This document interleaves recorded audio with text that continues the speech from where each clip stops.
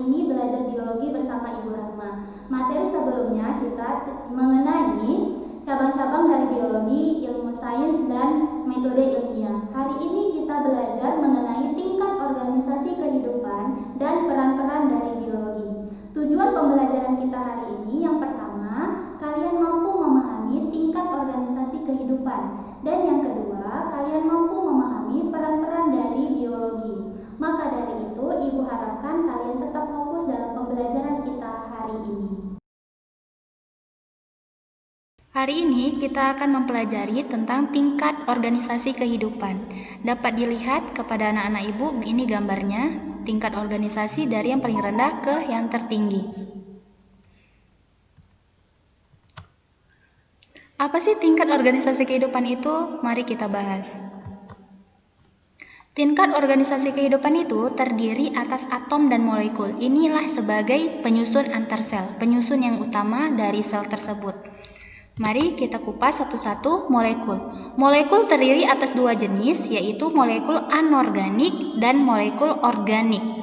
Molekul anorganik itu terdapat dalam makhluk hidup, contohnya seperti air, atau H2O, CO2, karbon dioksida, ada asam, basa, dan garam. Sedangkan organik adalah yang mengandung atau menyusun unsur senyawa karbon. Contohnya karbohidrat, protein, lipid atau lemak, dan asam nukleat. Selanjutnya, tingkat yang kedua adalah sel. Sel merupakan unit dasar atau unit struktural dan fungsional pada makhluk hidup yang mampu melakukan aktivitas sel. Sel memiliki organel-organel sel, contohnya seperti dinding sel, nukleus, retikulum endoplasma yang terdiri atas dua, ada kasar, ada halus, dan lain-lain. Selanjutnya, jaringan itu. Jaringan itu adalah sekelompok sel yang memiliki bentuk yang sama dan memiliki fungsi juga sama. Hewan dan tumbuhan memiliki jaringan yang berbeda jenisnya. Pada hewan dikenal dengan jaringan epitel atau jaringan pelindung kulit, sedangkan pada tumbuhan dikenal dengan jaringan meristem, pelindung atau xilem dan floem. Pada gambar dapat dilihat ini jaringan pada hewan, sedangkan ini pada tumbuhan. Di sini ada jaringan epitel, jaringan saraf, jaringan ikat, ada otot, ada 3 otot, polos, lurik, dan jantung. Sedangkan ini ada jaringan pada tumbuhan, ada xilem dan floem. Jaringan pengangkut xilem dan floem. Selanjutnya anak-anak Ibu adalah organ.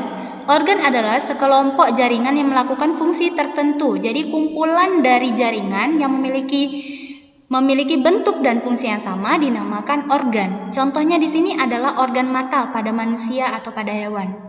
Terdiri atas yaitu jaringan epitel, jaringan pengikat, otot, saraf, dan darah. Bisa dilihat gambar tersebut. Di sini ada organ pada tumbuhan. Organ-organ pada tumbuhan, coba ada daun, ada batang, ada bunga. Selanjutnya anak-anak Ibu adalah sistem organ. Sistem organ itu adalah kumpulan organ yang bekerja sama membentuk sebuah sistem kerja.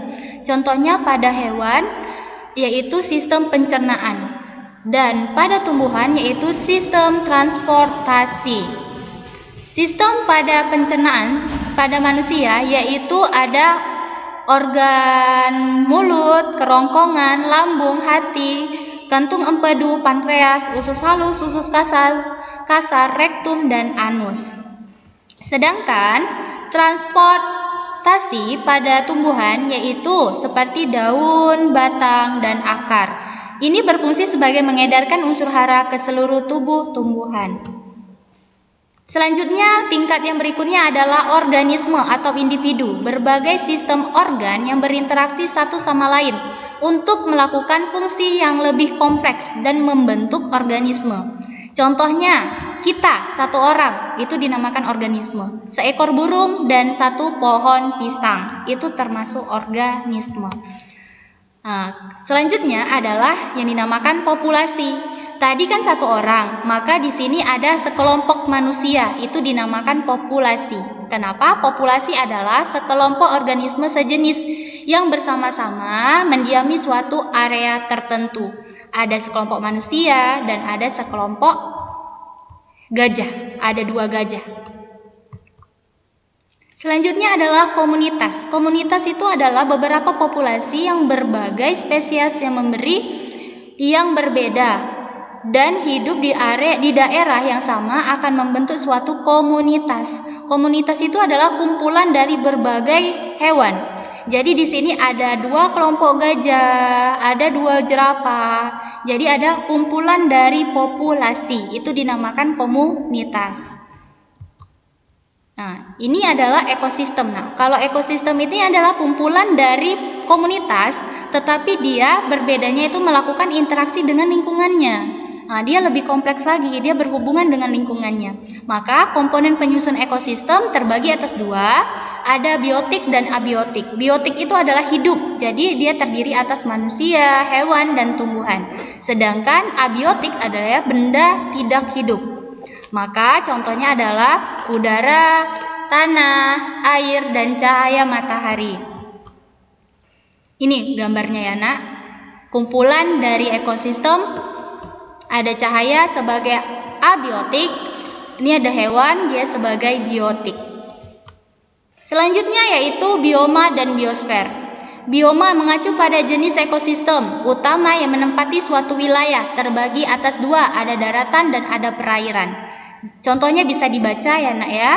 Lanjut, yang terakhir adalah biosfer, yang terdiri atas semua lingkungan di bumi yang mendukung kehidupan, baik berupa darat maupun perairan. Dapat dilihat pada gambar tersebut, di sini ada contoh dari bioma dan ada biosfer. Selanjutnya materi kita hari ini adalah manfaat atau peran-peran biologi.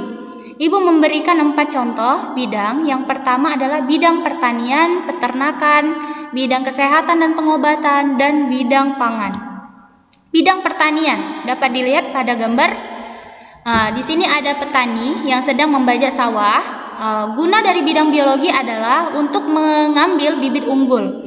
Sedangkan yang gambar yang kedua ini adalah proses kultur jaringan. Apabila tumbuhan yang susah untuk bereproduksi, maka kita bantu dalam proses menghasilkan individu baru dengan melakukan kultur jaringan. Lalu selanjutnya adalah bidang peternakan dan bidang kesehatan pengobatan. Di sini peternakan sama juga fungsinya sebagai menghasilkan bibit unggul, varietas baru yang tahan hama, tahan penyakit, dan yang ini adalah dia yang menghasilkan contohnya penisilin, menghasilkan antibodi. Seperti itu ya. Dan yang terakhir adalah bidang pangan. Bidang pangan kita biasanya tahunya tuh bidang untuk makan. Ada yogurt, tape, roti, keju. Ini olahan dari susu, yogurt dan keju. Sedangkan tape dan kecap ini olahan dari bahan baku kedelai. Bisa dilihat juga ya nak ya. Nah, sampai di sini pembahasan kita. Sebelum kita akhiri, Ibu ada kata-kata motivasi. Belajar dari kemarin, hidup untuk sekarang, berharap untuk besok. Hal yang paling penting adalah jangan berhenti bertanya. Terima kasih. Kepada anak-anak ibu semuanya, demikian pembelajaran kita hari ini. Dapat kita simpulkan yang pertama, tingkat organisasi kehidupan secara berurutan. Yang kedua adalah peran-peran dari biologi di berbagai bidang. Ada bidang kedokteran, bidang pangan, bidang peternakan maupun pertanian. Selanjutnya pembelajaran kita minggu depan yaitu tentang keanekaragaman hayati. Maka dari itu